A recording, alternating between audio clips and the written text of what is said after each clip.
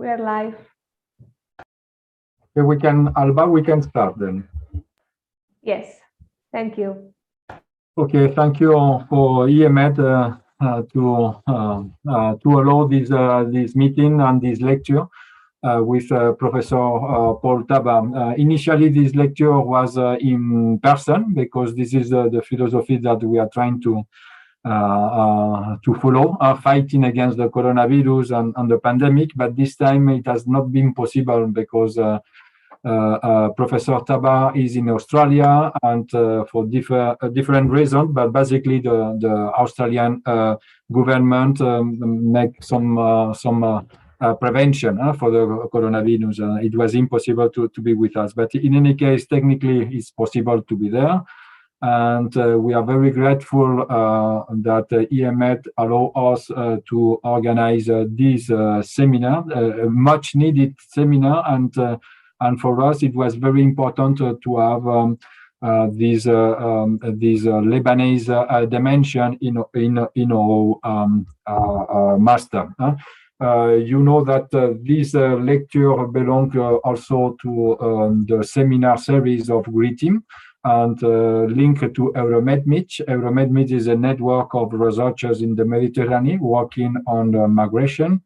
And this seminar will be recorded with the authorization of Paul Tabar and will be also distributed through EuromedMich website.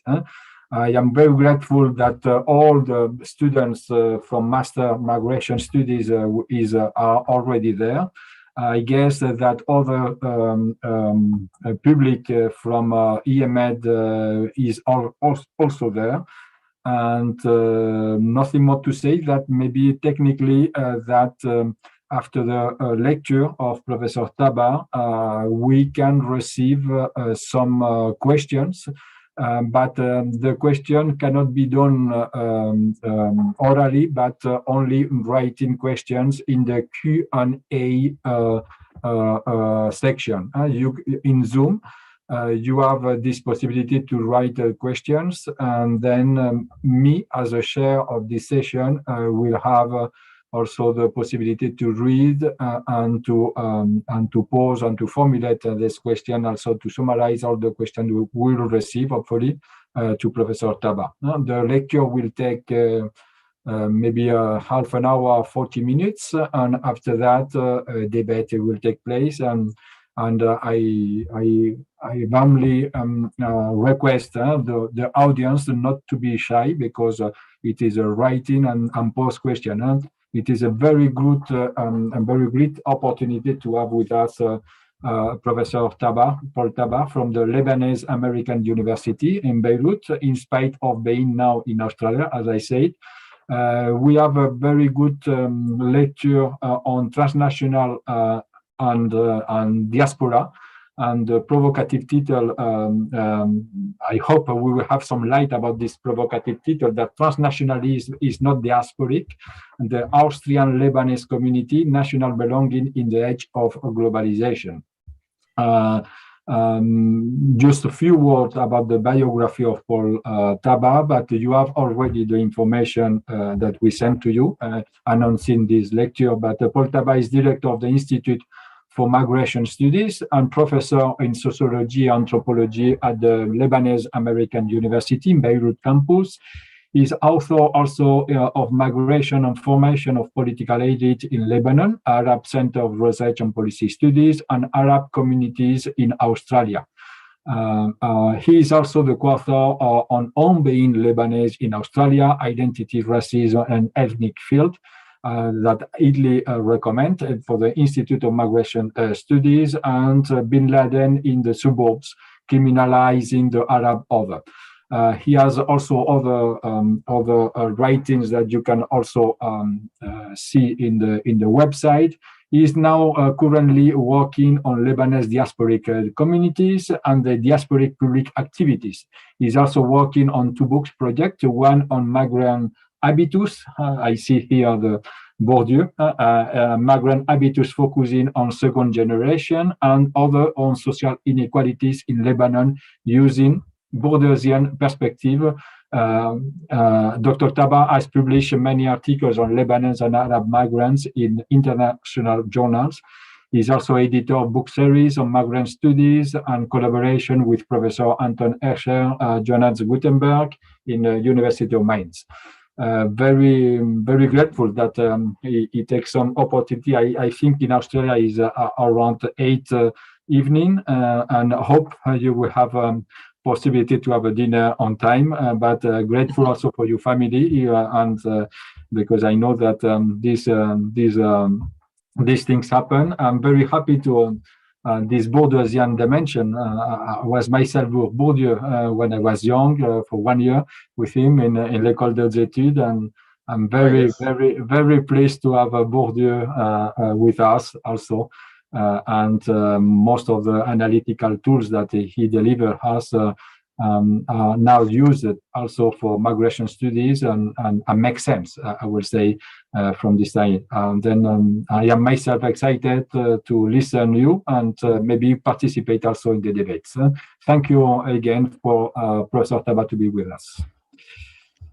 Thank you, Ricard, for this gentle and generous introduction. Hello, everyone. On the other end of this globe, the northern part, I am in the southern hemisphere.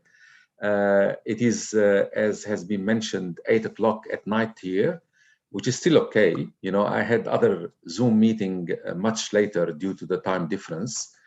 I am really pleased and to have this opportunity to talk to you.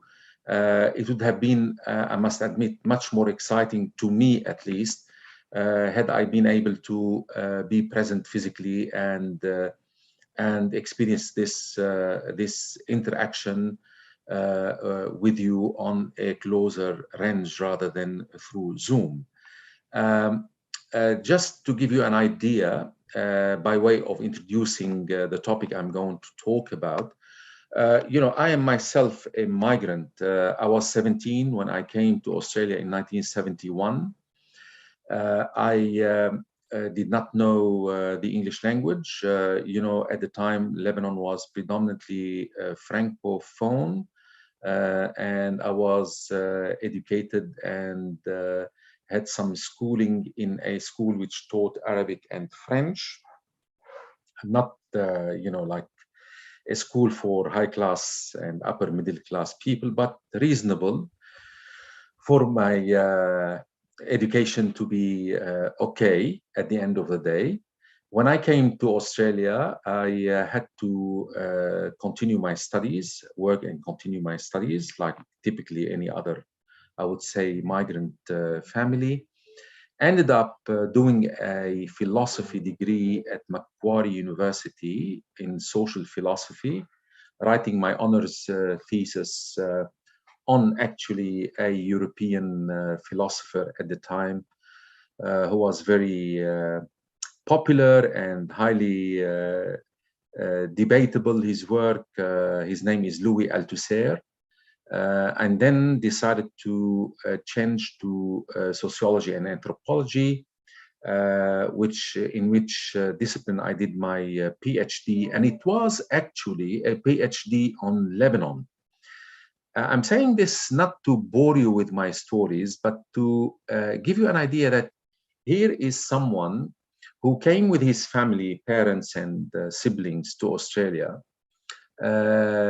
wanted to go and study, and seems that even the choice that I have taken in my postgraduate studies was somehow shaped by my migrant background. I picked up the topic of my home country at a time when Lebanon was coming out from a 15 years old civil war, and finished my PhD with the ending of the civil war actually in 1989. But ever since then, I sort of like developed a very sort of like peculiar interest in studying migration in Australia and migrant communities.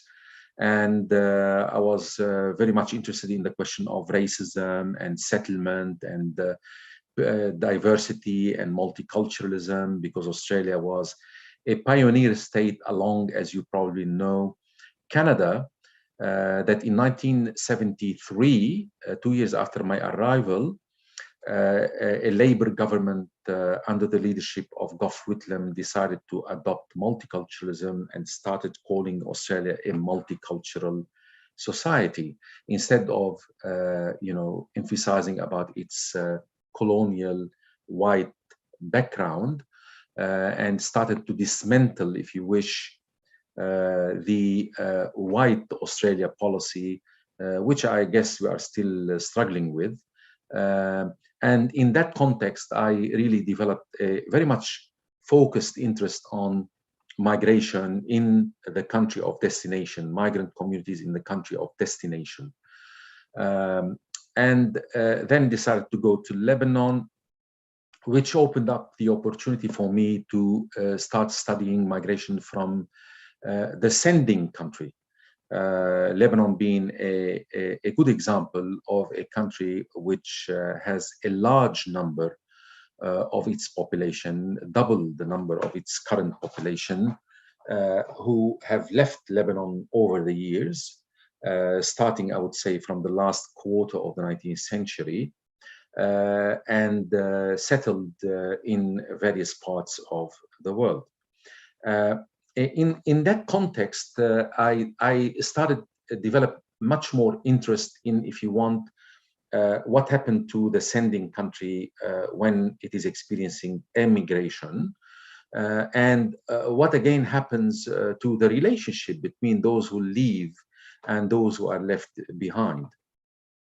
And one interesting, which is by now, taken for granted in the literature on migration. One interesting issue was, how can we really get rid of the so-called methodological nationalism, i.e. Studying societies, whether it is a sending society or a receiving society, or it is a sending and a receiving society at the same time.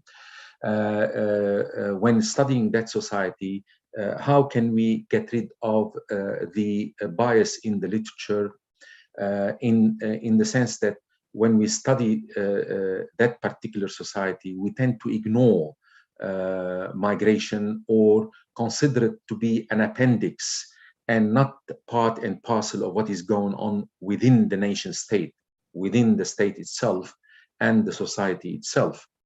And I think by now, if I'm sure you are familiar with the literature which had sort of like settled its account with this methodological nationalism, this bias that we call methodological nationalism, the method whereby we take the nation as the unit of analysis, as an independent unit of analysis, ignoring its cross-national relations. Now, and here I think another step by the way of conceptual clarification, which I wanted to make sure that I pass on to you. And this step has to do now with the concept of transnationalism and the concept of diaspora or diasporic relations versus transnational relations. In the literature, and still up till now, I guess, that you read on migration, I found that there is a lot of confusion between the two, and the two concepts, diaspora and transnationalism, are used interchangeably. And at a time when I believe that the two concepts must be separate and differentiated in terms of each one having peculiar characteristics, even though they overlap. And I think what is important in this regard is to say the following, that diasporic relations and diasporic activities and diasporic engagement, especially in the public sphere, in affairs that relate to public issues, in the sphere that relates to public issues, are relations oriented to the country of origin of those who are engaged in these activities.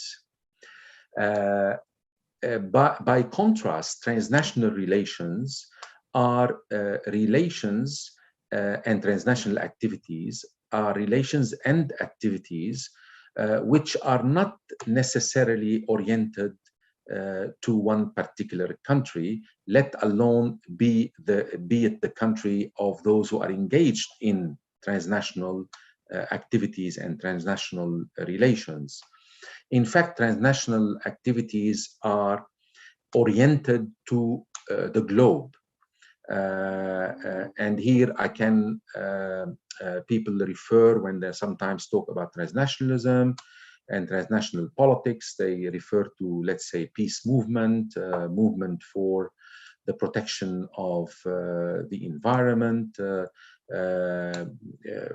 you know, a world free of nuclear power type of movement, movement against the war, against war, and so on and so forth. These issues and the orientations of those who are involved in these issues are really not confined to one particular country.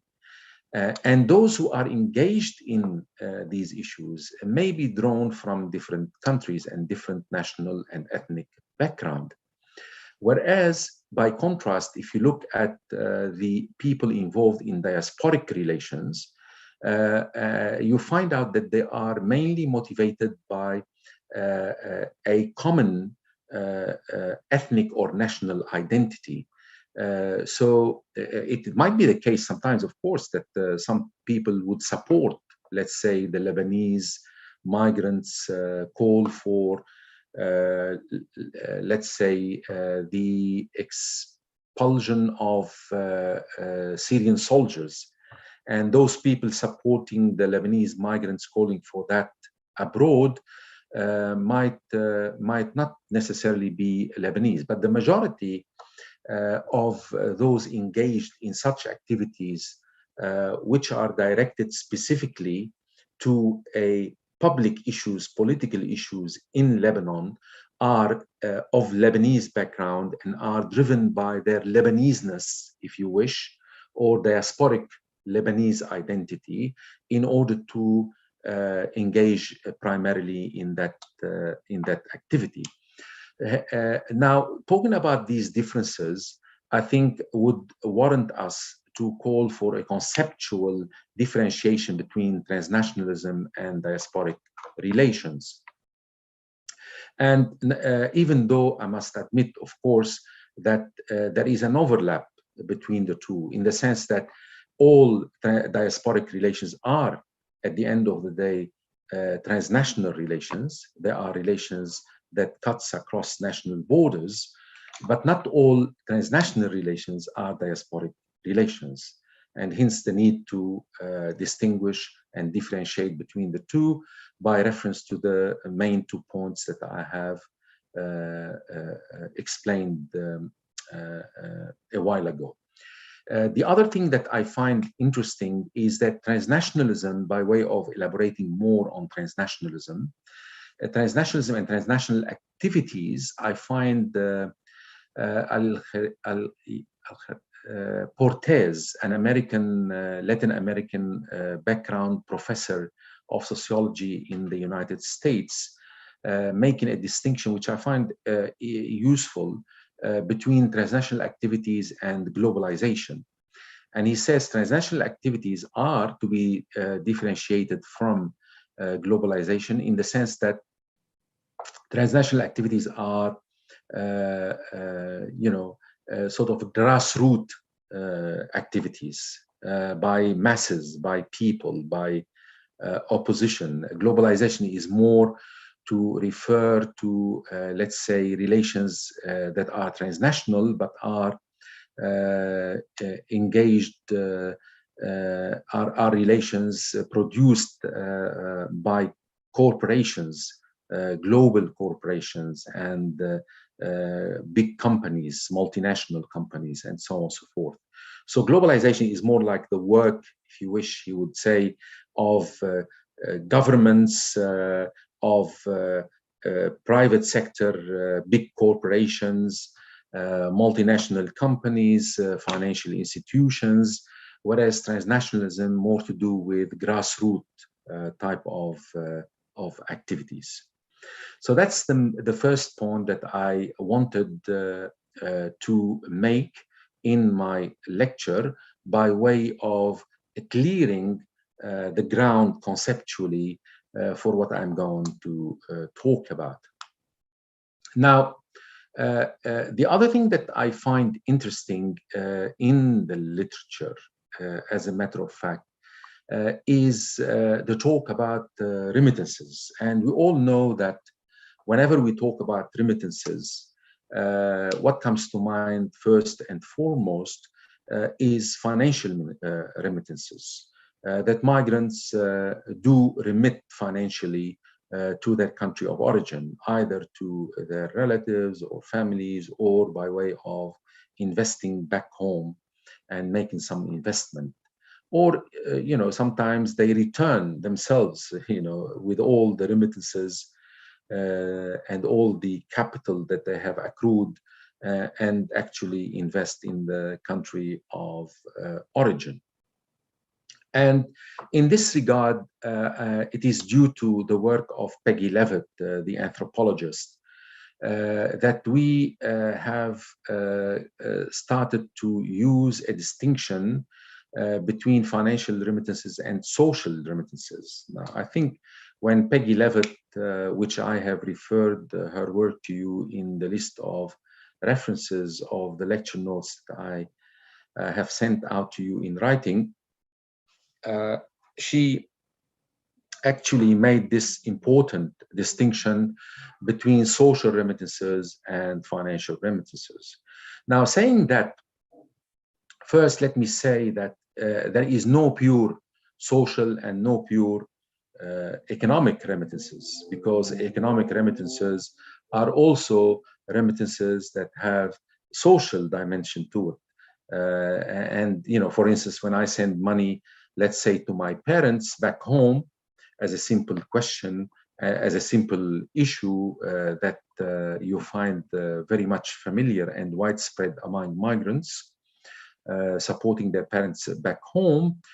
In fact, it's not purely a matter of sending money, but also because of the assumed and implied social value that I have about my family and the derived obligations that I do have towards my parents that make me really make that particular financial remit or transfer. And in that sense, there is no pure economic remittance, but predominantly economic. We say there are, you know, financial remittances. Predominantly, they are financial because you know, people send money. But I thought that it would be important to draw your attention to the fact that there is no pure financial remittances. By the same token, when we refer to social remittances, again, social remittances, even though they are primarily about practices, values, views, decisions, position taking, and so on and so forth by migrants, which are shaped by migration and the presence and the settlement of migrants abroad, and are transferred back home through various means, you know, in the past through letters, and nowadays through social media, and so on and so forth. Again, social remittances as such are not purely social, because they might have economic ramifications. For instance, if I am a person who have left Lebanon, coming from originally a rural community in the mountains of Lebanon, where the emphasis on the female members of the family is not so much made for them to have and gain higher education, but rather the emphasis is on the boys and not the girls in the family. And I send money because I have acquired the importance of education, not only for male, but also for female. And I get in touch with my parents and tell them, look, my little sister ought to continue her education. I'm sending, by telling them this, social remittances, especially if I manage to convince them, and they get convinced, because at the end of the day, I'm going to participate in funding her education. And then by convincing them in doing so, in allowing and giving the opportunity to my sister to go and continue her education, they will end up supporting her financially, and I will end up supporting her financially. So social remittances can also have, I'm taking this simple example to prove the point, but it is also applicable and found and encountered in many other social remittances, the financial aspect to it. That's the second point about remittances. The third point about remittances is that, as I was actually reading more enthusiastically and passionately about the concept of social remittances, and experiencing at the same time, when I was doing that reading, it just happened that migrants in Lebanon were very much interested in political engagement back home. I thought that one should not include all non-financial remittances under the rubric of social remittances, that social remittances themselves ought to be differentiated. And I argued in my paper at the time for a differentiation between political and social remittances. For political remittances, especially if you are aware of the fact that there are differentiations in the structure of society, where certain institutions and practices are mainly political and other institutions and practices and associations are social in nature, and so on and so forth, you realize that there is a need to make this distinction, because you can't lump them together and make a good analysis about the impact of each on particular institutions to which they belong. So the two, if you wish, ought to be distinguished because they have different roles and have an impact on different differentiated institutions and associations in society. So I thought that, political remittances is an interesting concept to be distinguished and separated conceptually from social differences. Now, this leads me to the next important point that I want to share with you, i.e., it has to do with Bourdieusian concept of society, which he sees and analyzes in terms of fields.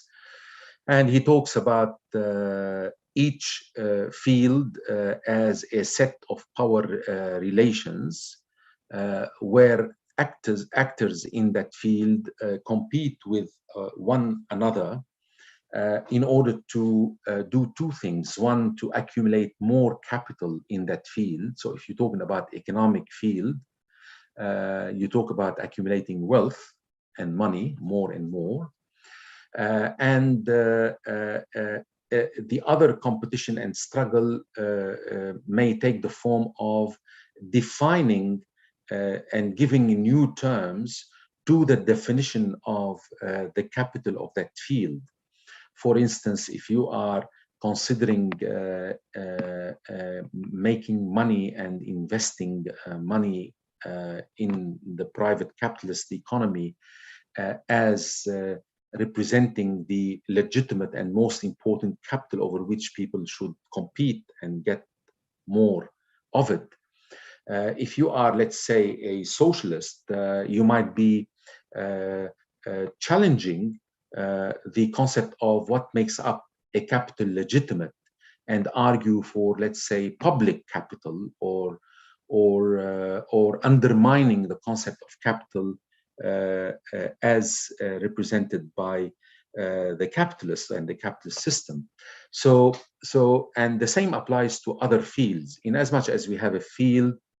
But before I go to the other field, I want to add that because of this competition and the distribution of capital unequally between the actors of the field, you end up having, of course, social inequality and differential power relations in the field, depending on the volume of capital that you are possessing. So you have subordinate people and dominant people with more capital versus less dominant or subordinate people with less capital, and so on and so forth.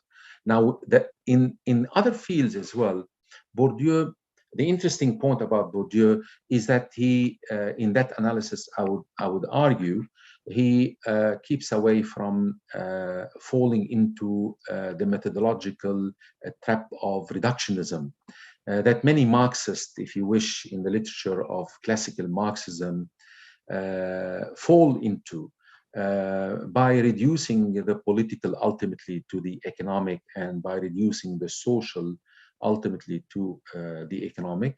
And Bourdieu would add also reducing the cultural to the economic, and I'll talk in a moment about the cultural. And he wants to see that there are separate fields, even though we'll talk later about the interaction between the various fields. But in talking about separate fields, he also talks about different capitals. So if you talk about political field, then you have a political capital. And if you talk about a state field, then you have a state power capital or state capital. And that, again, the distribution of the capital in each field is unequal, and you have power relations and struggle, not only over the possession of more capital, political capital, becoming the leader in a particular political field, or becoming a follower, or someone who opposes completely the dominant political capital and wants to redefine it in terms of different politics, being also, again, challenging and subordinate to the dominant form of capital. The same applies to social capital. Social capital here is about, connectivity and who you know, and the mobilization of the network that you have in order to gain more reputation within the social field. So if you wish, the social capital is equivalent to the Weberian concept of status. And status form is a basis of unequal relationship, socially speaking, between the actors in the social field. And the capital here, again, is made up of the legitimate social status that people fight for, and that people sometimes fight in order to change and introduce a different form of social capital upon which a new relations of power will be created. And cultural capital, quickly speaking, is about qualifications and diploma, especially in advanced modern capitalist societies, where people with knowledge, and who are professionals, possess a lot of cultural capital, and people who are less educated or not educated with absolutely no cultural capital as well. So the importance of Bourdieu in that sense is that he restores, if you want, relative autonomy to each aspect of the social life, and invites the reader to see the specificity of each aspect before we can talk about the relationship of the different aspects. And therefore, the relations is not reductionist, not a simple reflection of the economic, but rather it is it has its own dynamics. Let's say the social capital or the political capital, it has its own dynamics, and it has its own investment, and it has its own actors, political parties, talking about the political field. And at the end of the day, of course, they do interact and affect each other. And sometimes, and he says the interesting point, next point that he makes here, is that capital are convertible. In other words, if I have a lot of money, I can use my money to earn a lot of cultural capital, send my kids to the best education, schools and universities. I can probably afford to enter politics, as in the case of Lebanon, of many returnee or return migrants who made a lot of money and were able to deliver and provide for social services, charitable associations within their own region and community, building a high social status, which they have used to turn into what is called, in Bourdieusian term, first a personal political capital and then a delegated political capital, whereby you are elected and you become a political leader. So the conversion and the convertibility between capital is one form of the relationship between them. And the second form of the relationship between them is which one is the more powerful in the field of power, which according to Bourdieu is the mother of all field, and which mediates the state as an official institution for imposing its domination over the social order. So do we have the economic power trying to become the most dominant power in society by using the state to express its wish and intention to dominate over the social order in general? Or do we have cultural power, cultural capital? The educated, the elite want to stand off and create some sort of a distance. Now, normally, the capital that is the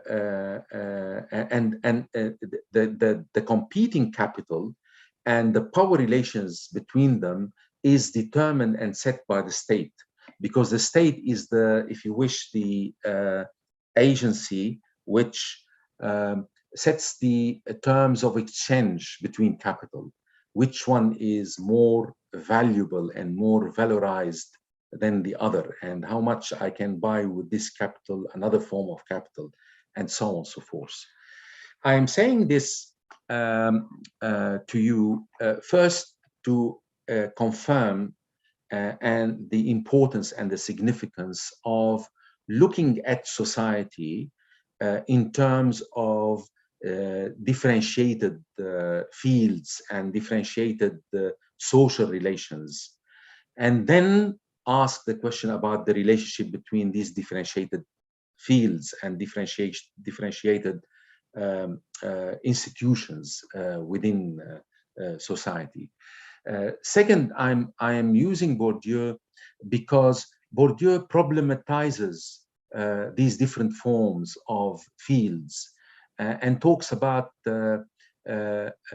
who's doing what and what is the purpose within each field for the actors who are engaged in the field. So using what I call the fields lens gives us insights into the field and the differentiated fields and impose some sort of conceptual order on our analysis and depthness, insightfulness into what we are studying, than simply talking a la Peggy Levitt style, even though she is not highly simply descriptive in her analysis, but not deep enough and conceptually insightful enough compared to someone who uses the Bourdieusian lens in trying to understand social remittances, let alone trying to understand political remittances. And here we are talking about diaspora. I would like to use Bourdieu to introduce the concept of diasporic field. And diasporic field is a field, as I mentioned earlier, of people who are engaged in activities oriented towards their country of origin and are driven and have a shared, more or less, identity that belongs to the country of their origin. And the engagement that the diasporic actors are engaged in create many subfields, if you wish, within the diasporic field. They can engage economically, politically, socially, and culturally. And I believe this lens and this conceptual perspective helps us a lot to put some conceptual order and understanding on diasporic activities than otherwise, than simply, talking about, people are interested and they send social remittances and political remittances, and they send money, financial remittances to their homeland, and they demonstrate and they fight. One can talk a lot about their activities in a descriptive manner, but when you introduce the concept of a diasporic field, you then are talking about, first of all, the specificity of the diasporic relations and activities. Second of all, you are talking about what defines the legitimate and valorized diasporic activities versus non-valorized diasporic activities.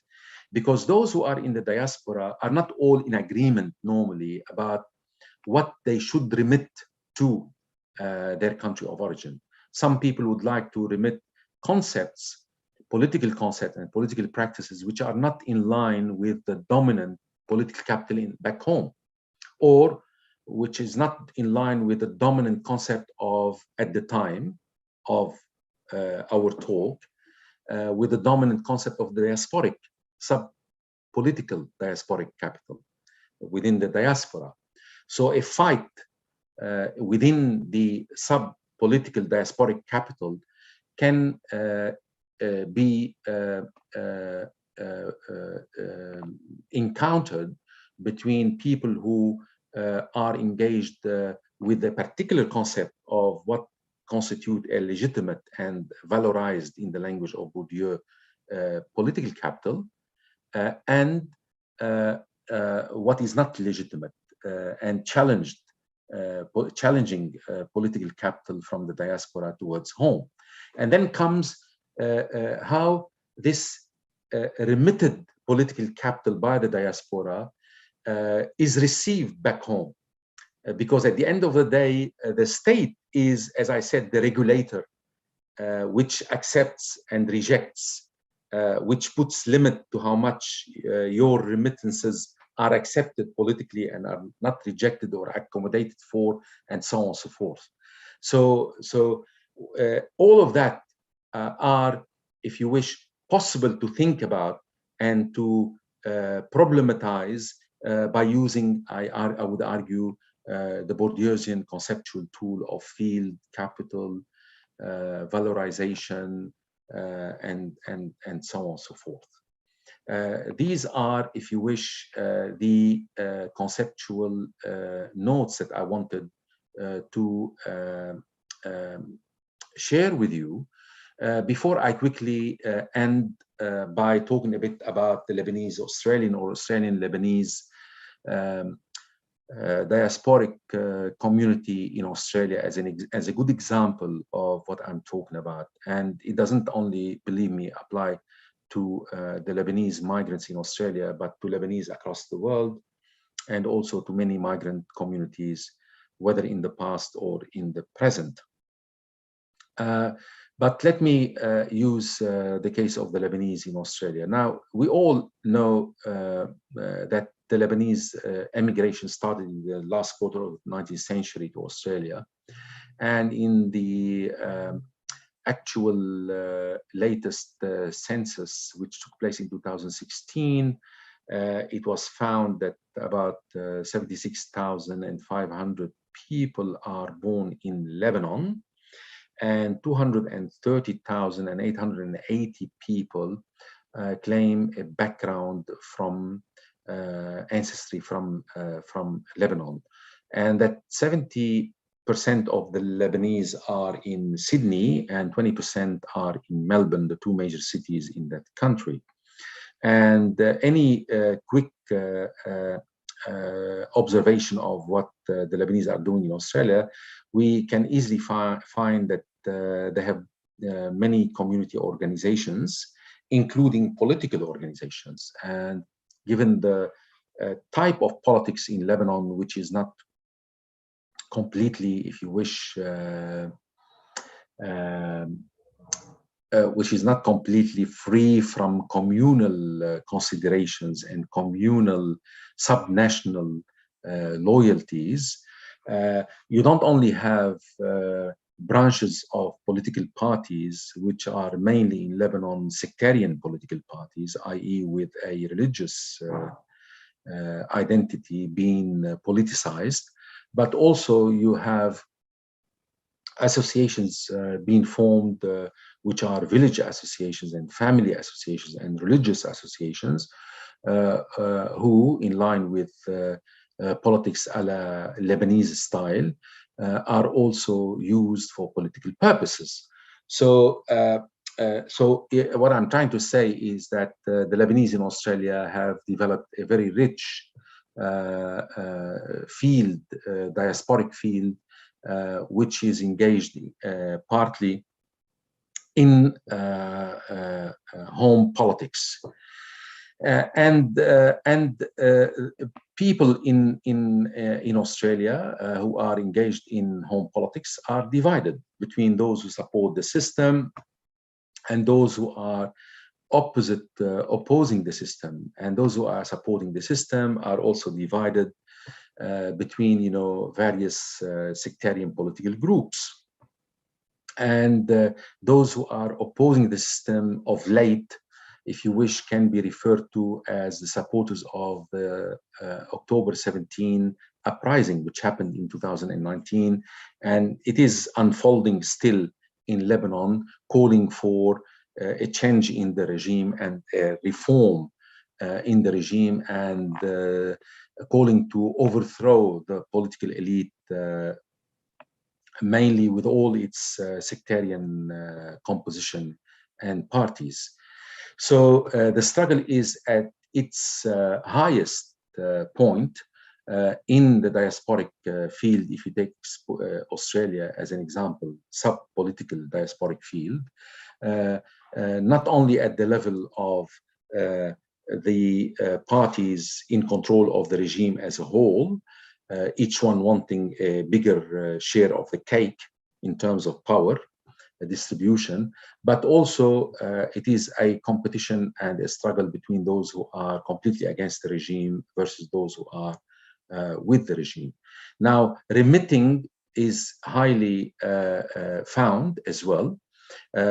People send money, people send donations in kind, people demonstrate in the streets, and we've seen demonstration in the wake of the 2019 October 17 uprising, more than one demonstrations. We've seen many associations being formed by young people in support of this party or that party.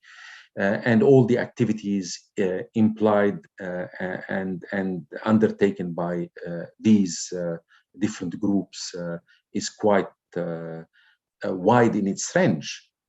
As I said, in terms of money, in terms of lobbying, sometimes the Australian government or the local MP in support of a cause which is raised by a political party back home, in support of a particular issue, such as fighting the corruption and taken politicians who are corrupt to international tribunal because the justice system in Lebanon is not trusted. So, for instance, there is a very famous group in England, London, and in France, Paris, working on this to take politicians to justice via international justice court. So so many things, as I said, and all of these activities, by using the Bourdieusian framework, which I have explained, can make more sense because then you can understand to what extent they are impactful back home, to what extent they are challenging the dominant political culture and political institutions, and what contribution in particular the diaspora activists can make in the overall political field back home, and so on and so forth. All these questions are only made possible and can be answered if you use a Bourdieusian perspective.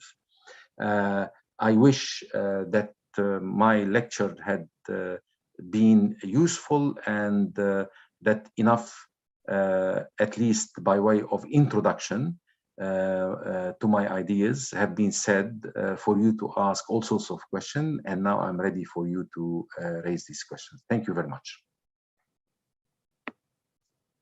Thank you very much, Paul, for this wonderful lecture. And as you say, combines perfectly the conceptual and empirical dimension.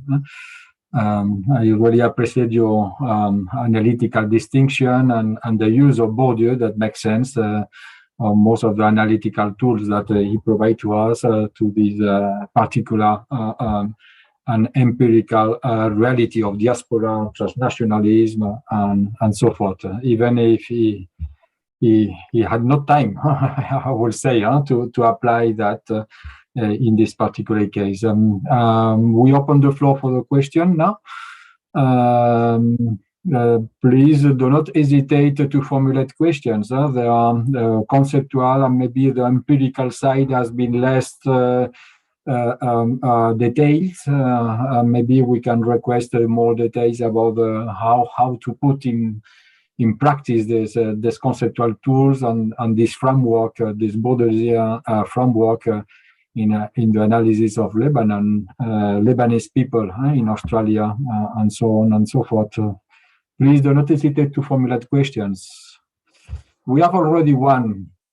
Yes. Maybe I can begin with one. Israel Giselman is a student from the Master Studies, and she formulated something that I was myself thinking about. It is about, okay, we speak about remittances, we speak about political and social remittances, and this kind of distinction are very important and make sense. I guess that one of the questions related to Rael Giselman is if political remittances from the Lebanese diaspora influence Lebanese society in the past years. So what is the impact, I will say, of the Lebanese remittances, political remittances to the Lebanese society in general? Yes. Maybe this part of the outcome of the impact has maybe less been detailed in your lecture, and does make sense to pose this kind of questions. Yes. My answer to this is that thanks for the questions, because it invites me to talk a little bit more about this in more empirical terms. We all know that Lebanon, like many other countries, give the right to Lebanese diaspora to vote from abroad. They have practiced this right in the last election, which was held in 2018, and it's going to be happening next year in the next election. In Lebanon, general elections are held every 4 years. Now, studies have shown, and I have actually done an empirical study on the contribution of Lebanese in Australia in the general election of 2008. And I found in this instance that those who have participated in the election back in 2009 from Australia were approximately 12,000 voters. And at the time, there was no law allowing the Lebanese abroad to vote from abroad. What happened instead is that political parties and people who were enthusiastic supporters of these parties either were funded by the political parties to go to Lebanon and participate in the election, or they funded themselves and went down to Lebanon and participated in the election. So 12,000 approximately, they were distributed over many electoral districts, and it was found by my empirical examination that they made a difference in at least 4 seats in the case of Australia.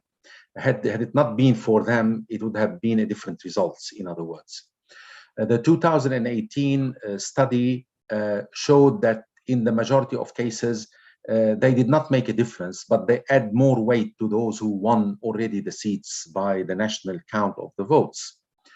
In the upcoming election, we don't know yet, but it looks like the last election, the people who were registered from abroad to vote numbered 93,000. This time, because I think of the October uprising of 2019, the number who are registered is 244,442 people. And we are expecting that out of those who were registered in the last election, only 45,000 officially casted their vote. If the same number would cast their votes this time, it would mean, let's say, about 50,000 out of 200 and to round the figure 50,000. And 200,000, let's say another 100 don't vote, they simply registered but did not vote.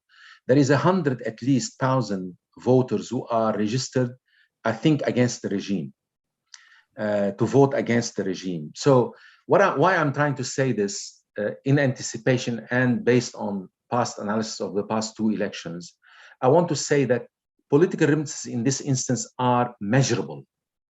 So you have measurable political remittances, okay, in terms of impact, and you have unmeasurable political remittances. The unmeasurable ones are hard to measure, and over and above, it would take someone to apply a long durée methodology over a long period of time to examine the impact of values and practices, political practices and values on the receiving society.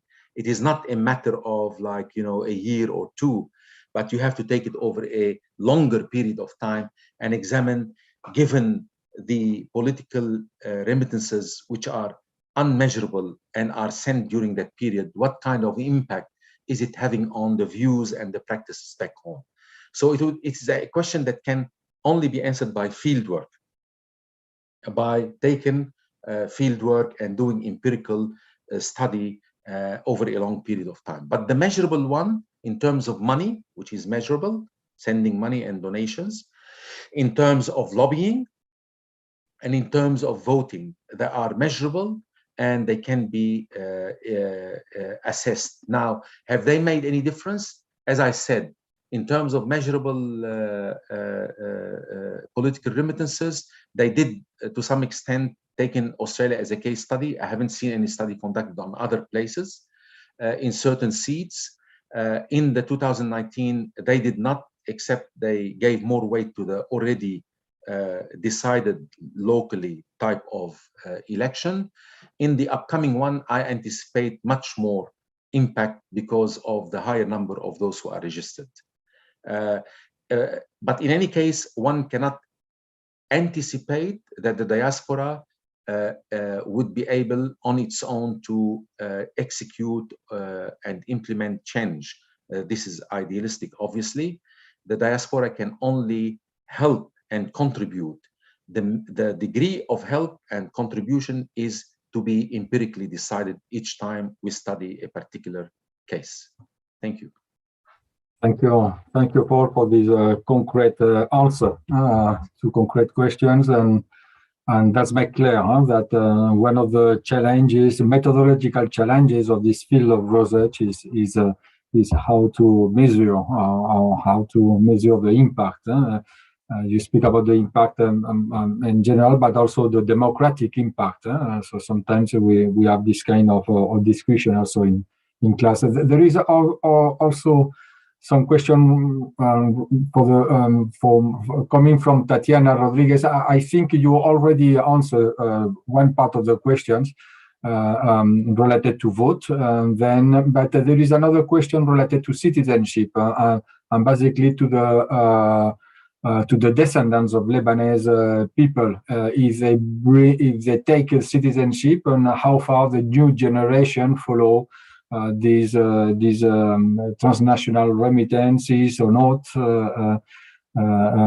in relation to the parents. I guess this is what is in the Tatiana Rodriguez mind when she posed the question: do descendants of Lebanese usually want to have a Lebanese citizenship in order to continue to have the political capital? And maybe I give you another question coming from another student, Henry Manning. How connected would you say most Lebanese living in Lebanon feel to members of the Lebanese diaspora? And relations, social relation between both. Would they consider all members of the diaspora to be Lebanese, members of the national community? Do home country diaspora linkages vary dramatically between different subnational groups? Very concrete questions, maybe related also to the diaspora concept that maybe need also some clarification in your lecture, because we have the transnational very clear, but diaspora maybe need some clarification, conceptually clarification that maybe it's behind also the end remaining questions. I have other questions, but maybe I leave you these two questions before, okay. And then I will jump to other questions that arise also in the Q&A box. Paul, the floor is yours. Okay, thank you. Thank you for the two questions, which are actually related in a way. I just want to say by initially indicating that we live in a different world to the world, let's say, pre-1980. Obviously, everyone knows that the difference is due to globalization and to the degree of interconnectedness that globalization have brought to us and to people across the world. And not only that, but even pre-1980, I would say even the ideology of the various states across the world, as far as migration and dealing with migrants who come to these states are concerned, it was based on assimilationism. Basically, you come and you get assimilated, you give up your culture. That was at least the anticipation of the official state and the official policy. Hence white Australia policy and so on and so forth. Everyone is supposed to come to Australia and adopt to the Anglo-Saxon way of life and forget about their culture, their language, and so on and so forth. Now, this has considerably changed. And I think ever since 1980, and there are reasons for that anyhow, one of which is, of course, the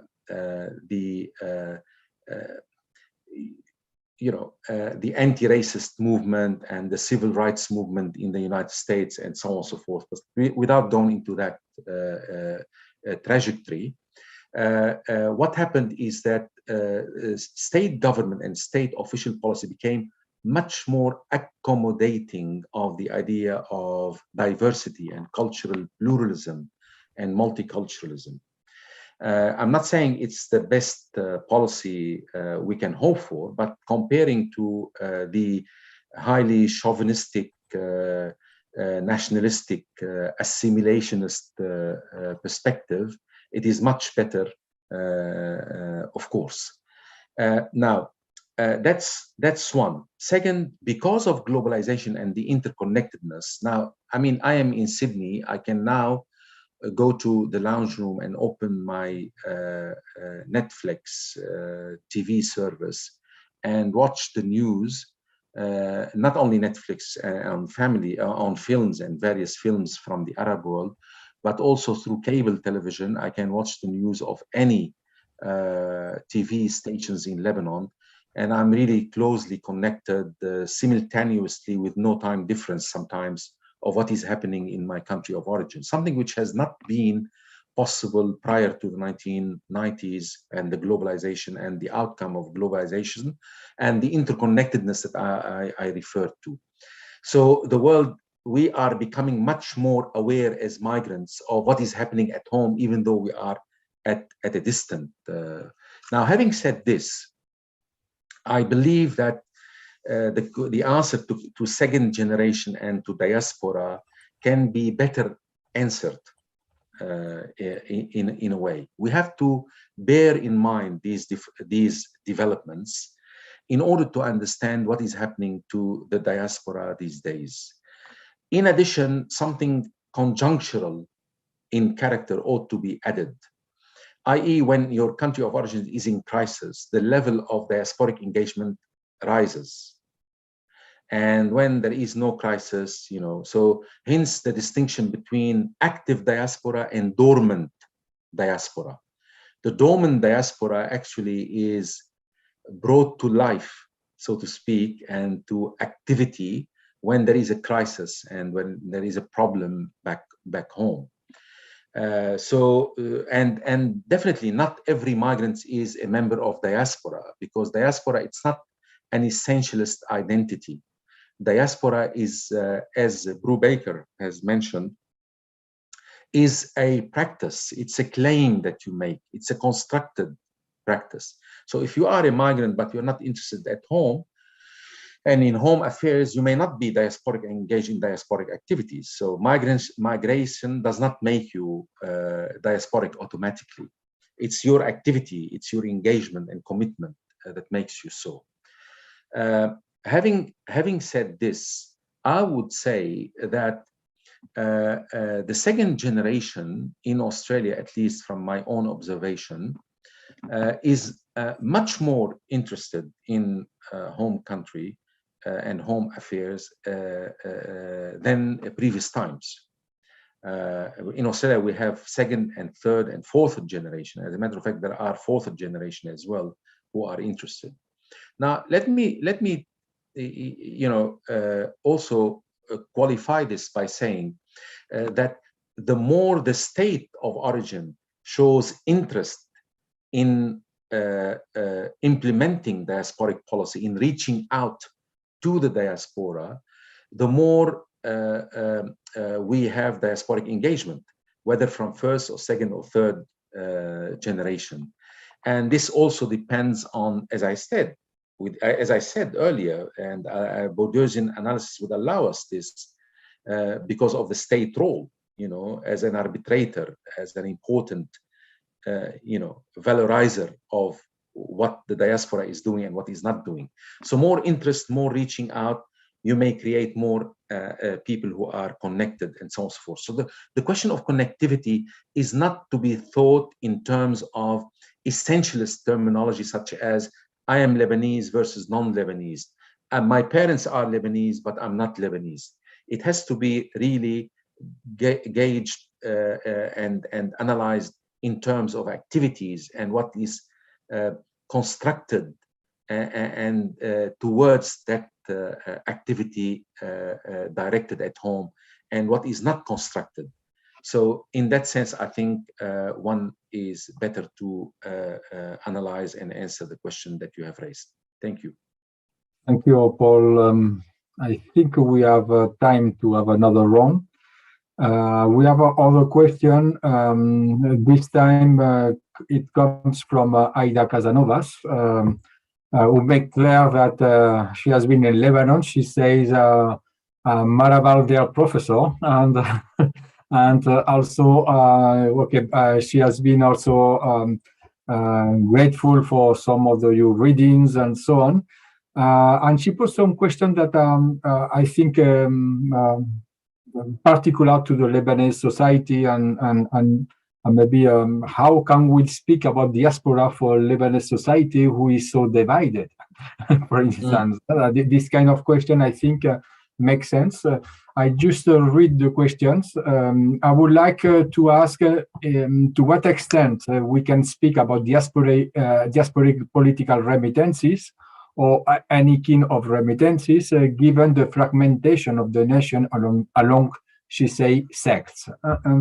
Isn't a more united form of nation necessary to speak about in terms of political remittances between homeland and host country? I think, as she knows the Lebanese society, that's makes sense to speak about that because we know that the concept of diaspora necessarily requires the feeling of belonging to a community, and then from this point of view, maybe there are so many communities within the Lebanon that make sense this question. I have myself some questions. I don't know if I pose your question now or you want to answer this question before Ida. I'll answer this question first. Oh yeah, because it's broad. I find this. Thank you for asking this question again. I think it's very important, like the previous questions. Yeah.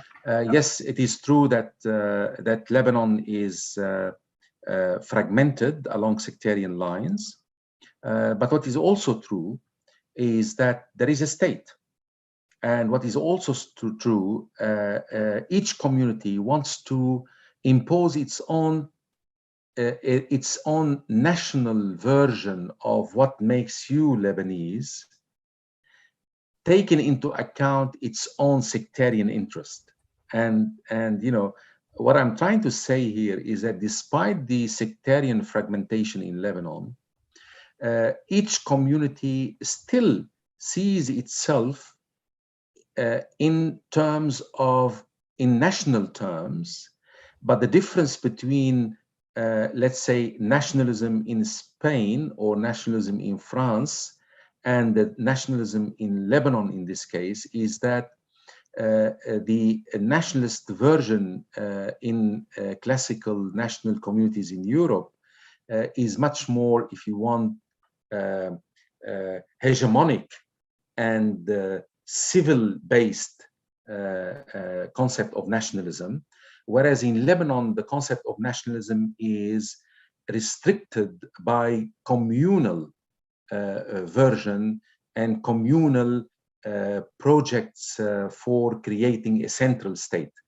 So no one particular community wants to be divided and form its own state versus other communities. So despite this, if you wish, differences and fragmentation, everybody wants Lebanon, but on his own terms. In that sense, yes, there are divisions within the diaspora, similar to the case of Lebanon, but each one, again, wants the diasporic remittances to feed into, if you wish, talking about the ruling elite and the fragmentation at the level of the ruling elite. Each group wants to feed into, politically, into the corresponding group in Lebanon, which is trying to impose its sectarian version of the national identity over the others and subjugate the others accordingly, so to speak. So this is how I can, and in fact, I found Bourdieu's concept of field allowing for these divisions and for these competitions much more, and these dynamics, because it talks about how the diasporic field itself is an object of conflict, a site of contestation, so to speak. It is contested in terms of what constitute the legitimate version of a good diasporic political remittances or a bad one. And in that sense, I think I found it very useful to capture this fragmentation and diversity within unity, if you wish. Not diversity, fragmentation within unity. so to speak. So then centripetal and centrifugal, I think, yeah, the dividing and the uniting forces are somehow intermingled in this process and dynamic. Thank you, Paul. It was a way to say to Aida that maybe her question was national based on Western, yes. national based, yes. But a good opportunity to speak that the definition of diaspora is also sometimes national based, and we need to provide or the definition of diaspora. Maybe the Lebanese case give us the opportunity to think of diaspora in different terms. Yes. And I will say after the Jews, the concept of diaspora is Lebanese origin when you use it, because we know that the Lebanese country is one of the most diasporic country in the world, and then from this point of view, I think that's made clear. I have myself, as I see they are not questions. I will pose two questions that maybe could be also interesting for the debate and for the students and the audience.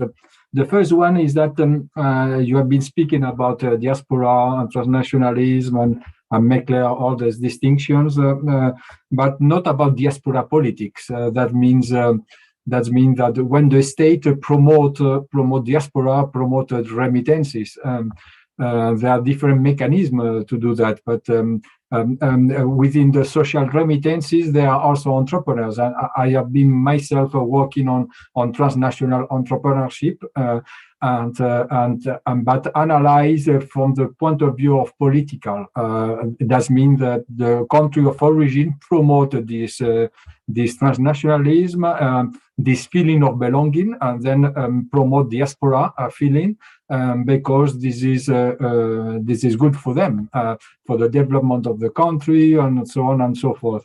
You have not been speaking about that. That means that from the Lebanese case, there are not this kind of on the agenda of the political agenda. There is not this kind of promotion or what's happened. But because I think this view of the political side could also be complementary to your own perspective. This is my first question. My second question deals with Bourdieu terminology that I remember myself because I fully agree on the use of all the terminologies and so on, and that makes sense. Definitively, it's very useful analytically, and that makes sense. But I remember myself the insistence of Bourdieu that to understand Bourdieu, the category of social class is very important. It's very important, and all these categories of capital, champ, field, and all that means also that most of this kind of remittances may be used to reinforce a social class, but also for class mobility, which is very important. The concept of capital, one of the difference between the use of Bourdieu concept of capital in comparison to the American side, of social capital, cultural capital, and so on, is precisely because for Bourdieu, capital is one way to understand social mobility, and where it mixed power and inequality together. The category of power in the champ is very important, as you say, but also the category of inequality is very important. And then the relation between power and inequality is very important to him. And then I just wonder, taking into account that, where is the category of social class in your I think it is in the background, but it has not been visible in your lecture, and I think that makes sense also. Just to incorporate this dimension of social class, nothing more. Thank you for your lecture. Well, thank you again for these important questions. As far as diasporic politics, yes, the state, especially in times of relative political stability, had embarked on diasporic policies in order to build bridges between it and the diaspora outside, and in order to mobilize the diaspora in support of activities favored by the state and the dominant ruling elite, the last of which is a project taken up by the infamous, by now he's very infamous, Minister for Foreign Affairs and Migrants, whose name is Gibran Bassil, who is the brother-in-law of the present president of Lebanon. He was at the time, prior to the current crisis, 2 years ago or so, he was the minister then, and he embarked on what he called Lebanese Diaspora Energy Conference. Wow. He conducted, many conferences led by the state and himself being present each time in different parts of the world, calling for Lebanese businessmen to invest in Lebanon and to allure them to deposit their capital in Lebanese banks, which they ended up being stolen anyhow, with high interest rate and so on and so forth. No, the state do, and there are also cultural activities reaching out to the diaspora, such as organizing by the state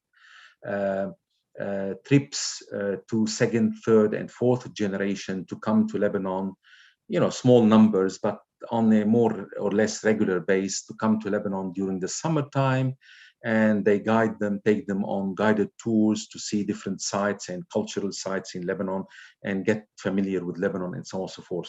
Of course, and entrepreneurship is the most important, emphasis by the state. They have actually created a special bureau attached to the prime minister in order to encourage investors of Lebanese background to come and invest in Lebanon, and they will be exempted for 2-3 years from paying tax, and all sorts of facilities are offered to them in order to come and invest in Lebanon. Yes, if you want, I can send you. I don't know if you know Jean-Michel Lafleur. Yes, of course. Yeah, I have contributed a chapter into his most recent actual publication on state activities, reaching out the Lebanese diaspora. So that's the first one. Regarding the class, you are right. It is important to bring out the class dimension. I completely agree with you that class mobility and class formation, if not considered, taken into account the role of migration, you will miss a lot on understanding class mobility and class structure in Lebanon. A lot. Because a lot of class mobility is due to migration, let alone the formation of political elite. I mean, the famous late Prime Minister Rafiq Hariri is a good example, which I mentioned in the paper notes. He was from a very poor background from Sidon, went overseas, made a huge amount of money, came back, converted his economic capital into political capital, and he, as a matter of fact, became not only a prime minister, but the first political leader of the Sunni community and then of Lebanon. When he was assassinated back in 2005, all over Lebanon came out down and went down the streets in protestation against the Syrian, which led to their expulsion, physically at least, from Lebanon. So that how much important he was, and that importance and that role that he played, had it not been for migration, it wouldn't have been possible. But you see, as I mentioned earlier, and Bourdieu is of that opinion. Now, Bourdieu talks about, if you remember, he talks about two capital competing with one another in modern contemporary capitalist society, especially France, over their domination in the overall social order, the cultural capital and the economic capital. You know, and of course, he talks about the relationship between economic and culture. But sometimes he says you might be poor on the economic capital, but very rich on the cultural capital. Yeah. In Lebanon, sectarianism and class, I would say, sectarianism as a social capital and as a political capital struggles a lot with economic capital over the total domination of the social order. That is why it is so important to understand class mobility and sectarianism in Lebanon, because the framework within which class mobility or immobility is played out, is a sectarian framework. As I mentioned earlier, the richest person in Lebanon happened to be now known by Forbes magazine, Hariri and his son now, which is Saad al-Hariri, Mikati, who is the present prime minister now in Lebanon, Najib Mikati, and Muhammad Safadi. The three of them happen to have made their wealth from abroad. And the three of them, a good example of how strong is sectarianism politically, are Sunni leaders. And one of whom was, you know, the first Sunni leader, who is the late Rafiq Hariri. So class and sectarianism as a form of political capital and a form of social capital ought to be interconnected and understood. Oh, very interesting. Thank you. Thank you for these wonderful answers. And that's allow us also to complement your lecture. I think we are all, myself, but I am sure students and the audience very satisfied to what they learn, they listen, and maybe also from my side, that's confirmed to my students, because I always insist in my course the importance of concepts and how the importance to connect the concept with empirical reality. You speak about measurability and so on, indicators and so on, but it is so important, this connection between concept and reality and empirical. And then I think your lecture make and reinforce my insistence on that, because this is precisely what we learn today in a concrete case of Lebanon and remittances with Australia and so on. And I have here my book on concept, contested concept in migration studies, and insist on that. It's just upper. And that we have not the concept of diaspora, but we have the concept of transnationalism inside. We cannot have all the concepts, but at least this idea that the concepts are very important in migration studies. Please send me the full reference to that. Okay, I will send you. It's just after this week. It has been just released now. I will send you all the references, but it was just a way to give more strength of your lecture on the importance of concept, transnationalism, diaspora, and so on and so forth, and the use of analytical tools to learn about the reality.